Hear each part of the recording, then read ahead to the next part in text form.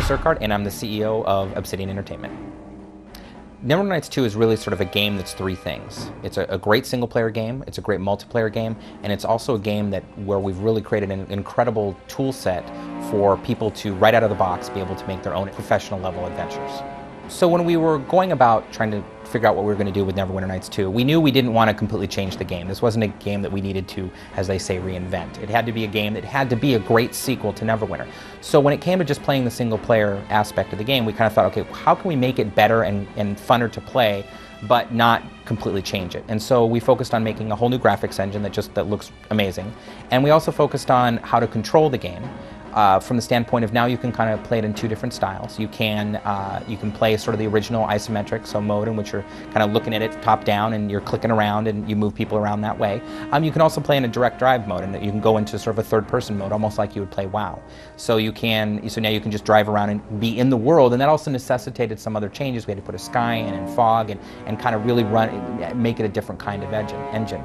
We also changed some of the control aspects from the standpoint, because we added you can now control up to 3 other companions, so you and 3 other people for a party of 4. And we wanted it so that you could control them. So in the previous Neverwinter Nights, you couldn't control people separately.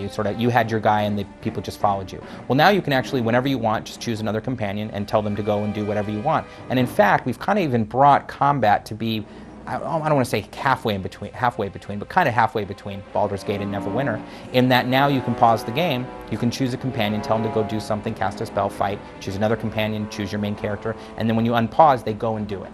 And so now it kind of introduces a little bit more of a strategic element to the use of your companions, on top of all, how involved they are with the story and everything else. One of the things with Neverwinter Nights 2 that we really wanted to do was expand upon the single-player experience. Like, we want to make sure that everybody who buys the game, even if they never open the toolset or never download a mod, has a great time playing just the game itself. So from the start of us developing the game, we put a lot of people on making the single-player story. And so what we really focused upon was this idea of companions. And companions are kind of a great thing to use in a story, because it kind of gives you more than just the story to play around with. They travel with you, they add to the story. There's companions in Neverwinter that will betray you.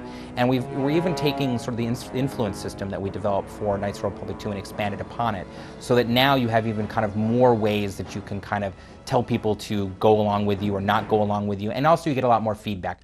One of the biggest challenges in developing Neverwinter Nights 2 was to figure out what to do with the toolset. But we also needed to, with the game, make it a game that looks great for 2006 and has new features, and then also we wanted to make it all easier for people to use certain aspects of the toolset. A good example of that would be the terrain. So when you're inside like a cave or a house or something like that, it uses a tile system that's very similar to the original Neverwinter Nights. But when you're outside, it's a whole new kind of rolling height map terrain.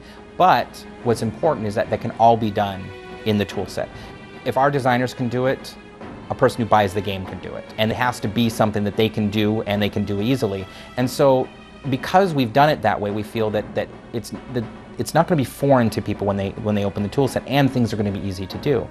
And then to kind of make it even easier for the people that have made modules originally, people are actually going to be able to load their mod files from Neverwinter 1, and they'll be able to carry things over. And the two major things that they'll be able to carry over are dialogues and scripts, because those are the major components that they really put most effort into. And that was also one of the reasons, was a big part of our decision to continue with the same dialogue and scripting system to make it so people could do that.